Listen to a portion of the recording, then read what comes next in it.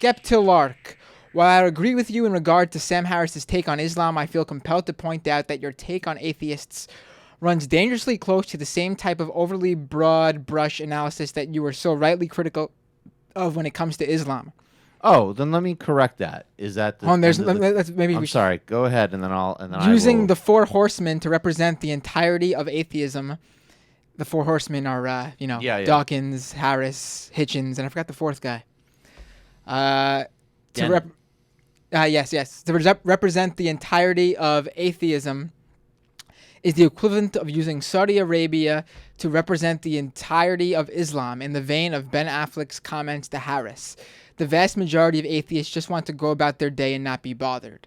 And as with Islam, there are several broad and competing impulses within the modern atheist movement, including a lot of pushback against the media-promoted faces of the movement like Harris, Dawkins, and the rest. If you won't tolerate oversimplified analysis of Islam, why do you promote an overly simplified analysis of atheism? And specifically to your claim yesterday that all atheists come from backgrounds of privilege, don't you think that perhaps their relative privilege allows them to be out and open about their atheism? Being openly atheist in New York, LA may not be a big deal, but it most certainly can be in the Midwest or a lot of the less metropolitan parts of the U.S. Before you say anything, as an atheist, I did not take anything you said like that, because I view it as the same way where people, the not all men meme. We know who we're talking about when we're discussing Sam Harris and Richard Dawkins, and we use the term atheist.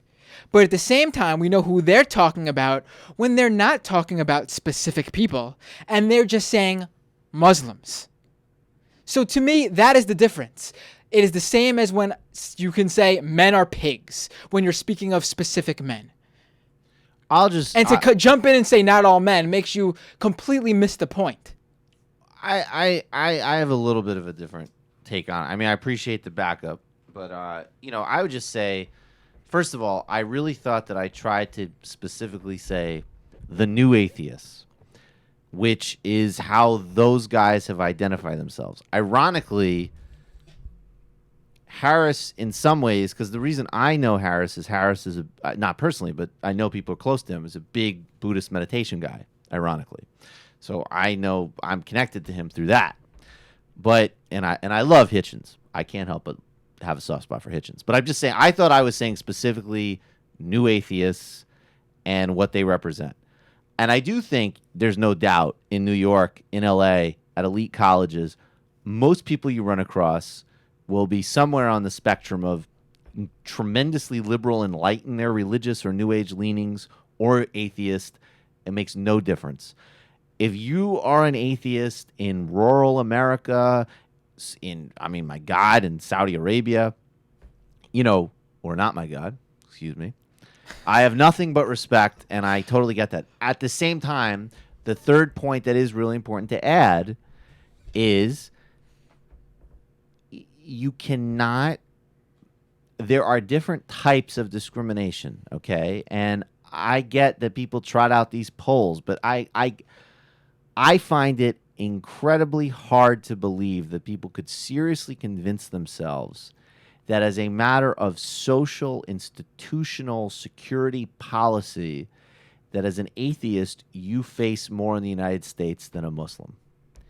There are no atheist community meetings that have been monitored by the NYPD. There are no atheist community leaders that have had their emails and phones intercepted. They're not on any no-fly lists. They're not on any no-fly lists. I guarantee you Sam Harris and Richard Dawkins can fly as they please. They can fly where they like. So you got to draw, if you want to say people might have a falling out with family, they might have, and again, if you're in rural Georgia and you're an upfront atheist, okay, I get it. I'm sure that sucks, and power to you. But I was saying as a matter of actual political surveillance, monitoring, you just can't make that comparison. I'm sorry. It's ludicrous.